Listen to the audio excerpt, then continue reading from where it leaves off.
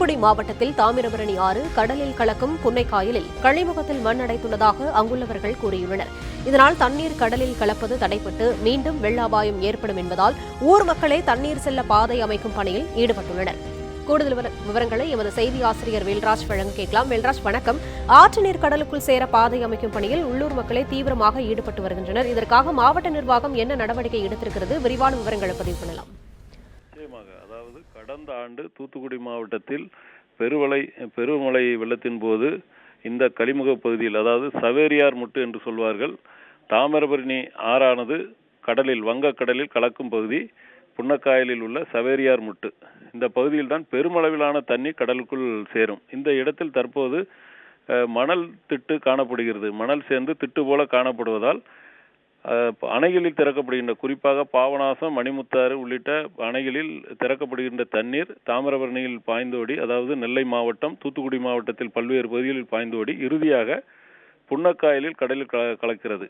அந்த கடலில் கலப்பதற்கு இந்த சவேரியார் முட்டு வழியாகத்தான் கடலில் கலக்க வேண்டும். அந்த இடம்தான் ஆழமான பகுதி, விரைவாக கடலில் கலக்கும். தற்போது அந்த இடம் முழுமையாக அடைபட்டு உள்ளது.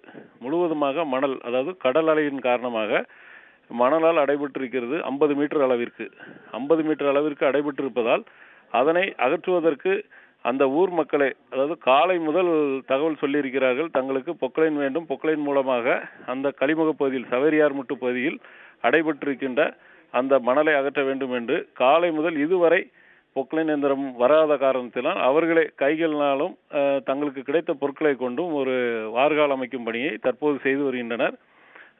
அங்கே தற்போது தொடர்ந்து மழை பெய்து வருவதன் காரணமாக மழையையும் பொருட்படுத்தாமல் அந்த புன்னக்காயல் கிராமத்து மக்கள் சுமார் 15 பேர் இந்த வார்கால் அமைக்காத கையால் தோண்டி, அந்த மணலை தோண்டி வார்கால் அமைக்கும் அந்த பணியை செய்து வருகின்றனர்.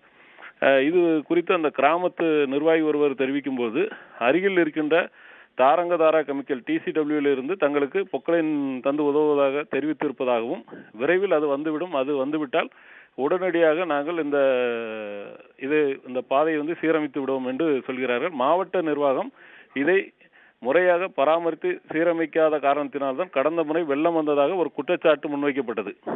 தற்போது அந்த மணல் திட்டு ஏற்பட்ட காரணத்தினால் மீண்டும் வெள்ள அபாயம் ஏற்படுமோ என்ற ஒரு அச்சம் ஏற்பட்டு இருக்கிறது. விரைவாக அந்த கால்வாயை சரி செய்ய வேண்டும். சவேரியார் முட்டு பகுதியில் தேங்கி இருக்கிற அந்த மணல் திட்டை அப்புறப்படுத்தி அணையில் திறந்து விடுகின்ற தண்ணீர் முழுமையாக கடலுக்குள் செல்வதற்கு தகுந்த ஏற்பாடுகளை செய்து வெள்ள அபாயத்தை போக்க வேண்டும் என்பதே அப்பகுதி மக்களின் எதிர்பார்ப்பாக இருக்கிறது.